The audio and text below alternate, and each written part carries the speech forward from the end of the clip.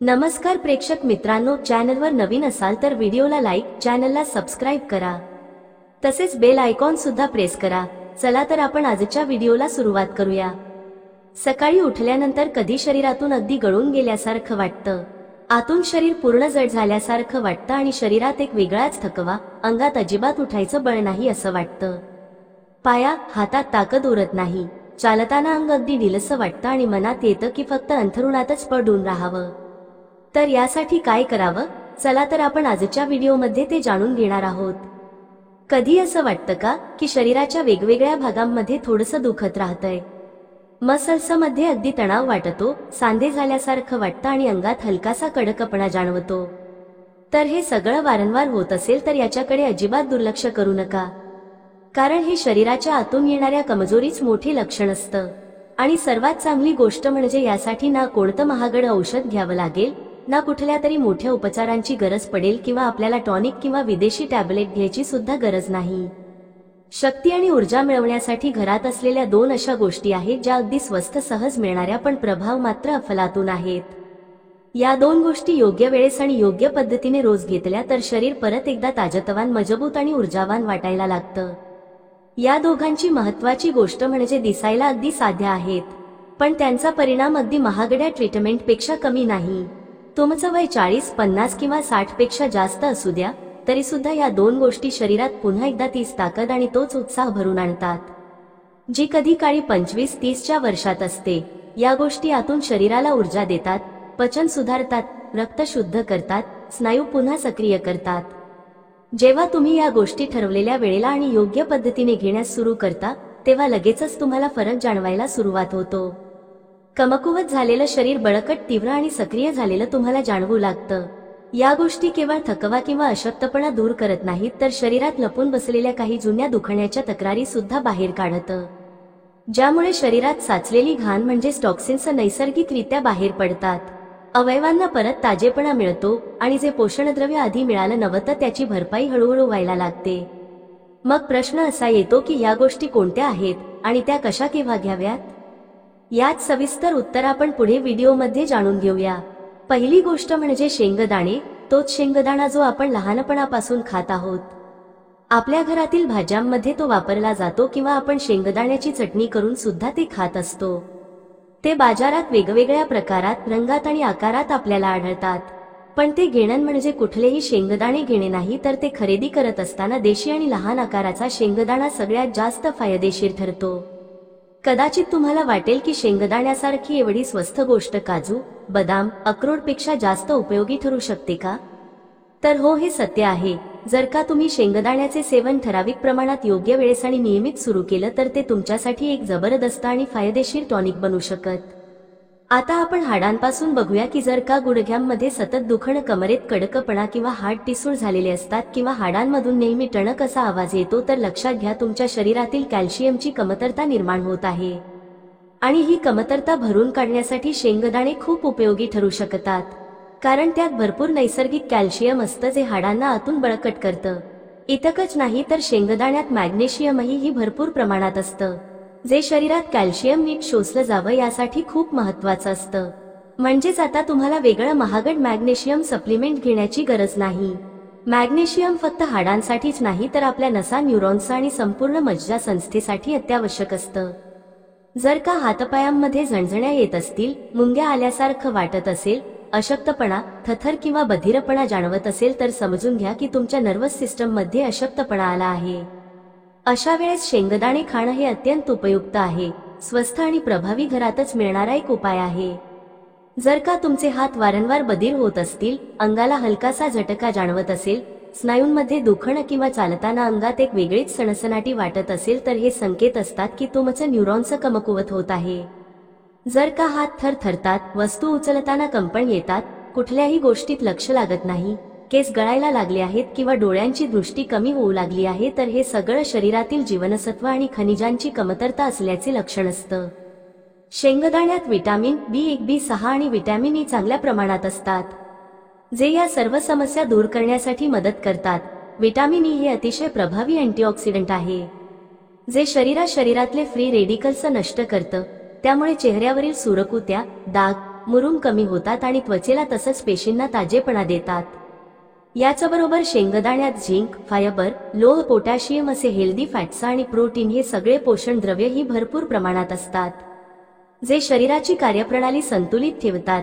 हे तुमचे पचन शक्ती सुधारतात आणि शरीराला आतून बळकटी देतात.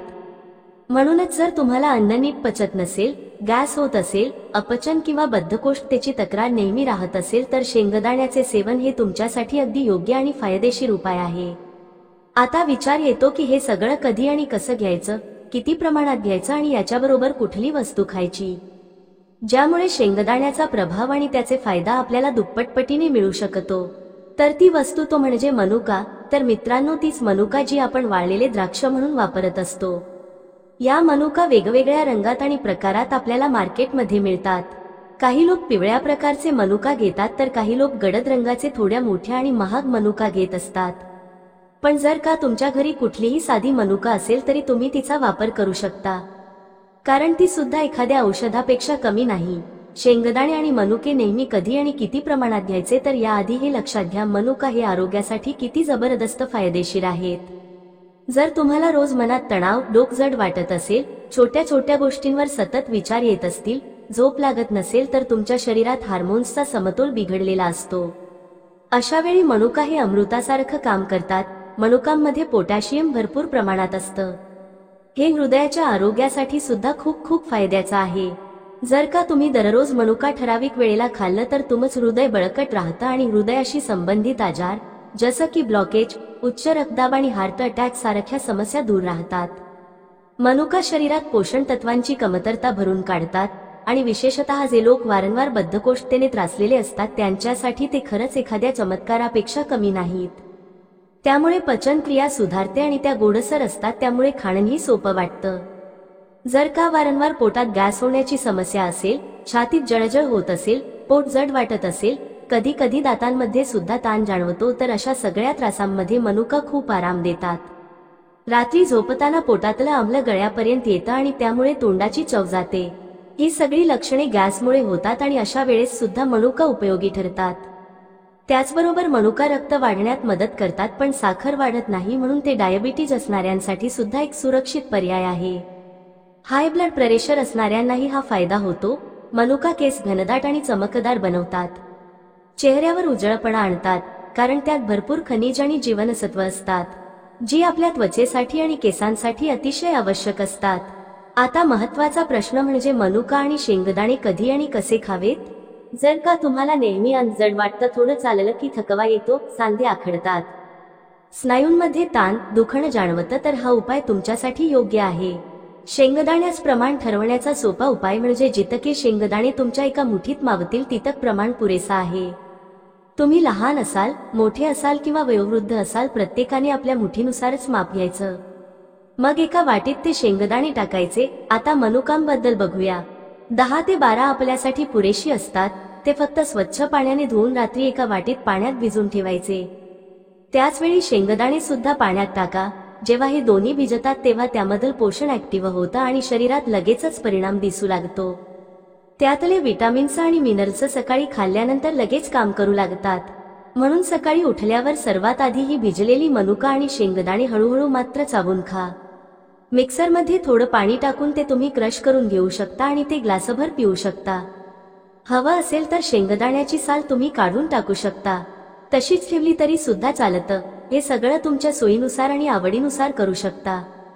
ते क्रश केलेलं पिणं नको असेल तर तुम्ही ते सलाडमध्ये टाकून सुद्धा खाऊ शकता. पण जर हे रोज आणि नियमितपणे योग्य प्रमाणात घेतलं तर शरीरात अफाट फायदे होतात. ताकद भरपूर येते, रोजचा थकवा दूर होतो, नसांमधील अडथळे नाहीसे होतात, गाढ झोप लागते आणि तणाव, अस्वस्थपणा हळूहळू कमी होऊ लागतो. पचन शक्ती सुधारते आणि पोट व्यवस्थित असतं. आणि पोट व्यवस्थित असलं की शरीरातील 90% त्रास आपोआपच कमी होत असतो. वय वाढलं की शरीरात प्रोटीन कमी होऊ लागतं आणि लघवी करताना जर त्यात पांढरा फेसासारखं काही दिसत असेल तर ते प्रोटीन बाहेर जाते, याचे ते लक्षण असतात. जेव्हा शरीरात प्रोटीन कमी होतं तेव्हा स्नायूंना अशक्तपणा जाणवतो आणि ही समस्या वृद्धांमध्ये जास्त आढळते. म्हणूनच शेंगदाणे, मनुका यांचा हा घरगुती उपाय खूप प्रभावी ठरतो.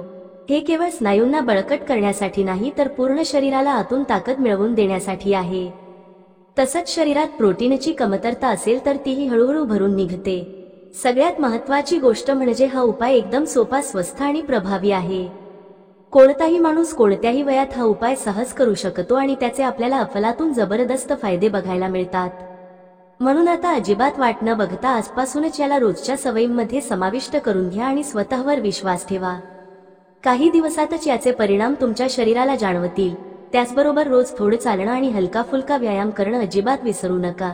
थोडी हालचाल, थोडा श्वासांचा व्यायाम याने भरपूर बदल घडून येऊ शकतो।